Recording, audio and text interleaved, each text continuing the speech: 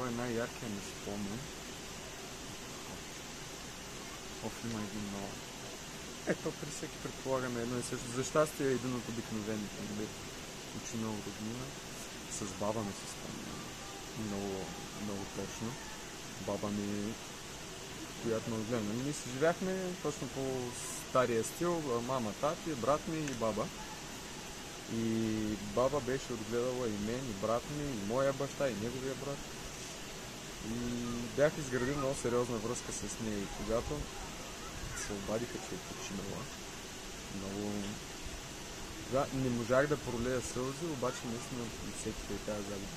Точно и аз не спомням, беше ужасно студено. И аз отказвах да се слага качулката, въпреки че ме караха. Защото някак го чувствах като някакво неуважение, че не искам да го правя и стоях ужасно много време.